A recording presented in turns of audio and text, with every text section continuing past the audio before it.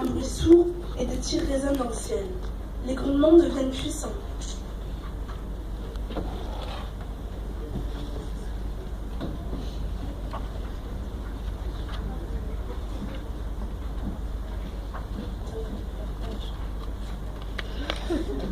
Dans le village d'Hakim, les habitants se mettent à courir dans tous les sens. Hakim court comme les autres. Il veut rentrer chez lui, mais sa maison est détruite. Il n'y a plus personne.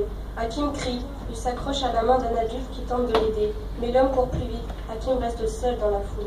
Il a très peur. Il veut retrouver sa famille.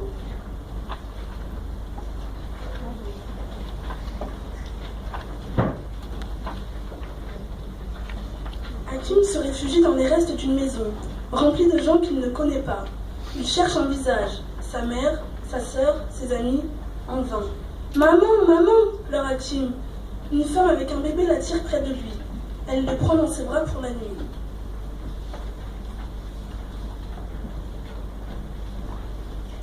Il reste là 3 jours entiers. Le matin du 3e jour, des soldats arrivent dans la maison. Il emmène Hakim et d'autres enfants. Hakim est prisonnier, il a très peur et pense sans cesse à sa mère. Il doit servir les soldats et aller chercher l'eau au puits. Le soir, il reçoit un peu de riz à manger. Un jour, des tirs de roquettes retentissent dans le campement. Les soldats sortent avec leurs armes. Hakim en profite pour s'enfuir. Il court, il court. Après des heures dans la montagne, il aperçoit un groupe de gens qui fuient. Il court vers eux. Une vieille femme lui tend la main. Elle a un petit dans les bras. Il marche jusqu'à l'épuisement.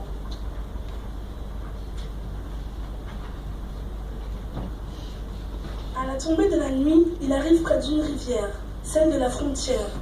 Un pêcheur les prend dans son bateau et les fait traverser. Hakim a froid dans la nuit.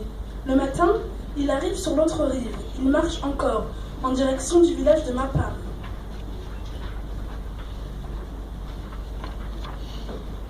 Sur la route, il rencontre un camion d'aide humanitaire qui les recueille et les emmène dans un camp de réfugiés.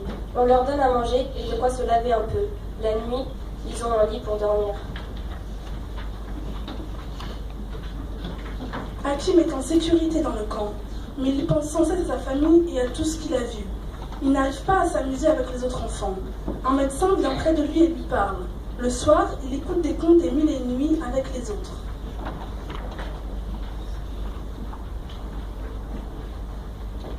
Hakim pleure souvent sa famille et sa vie d'avant, mais un jour, le responsable du camp appelle Hakim. On a retrouvé sa maman.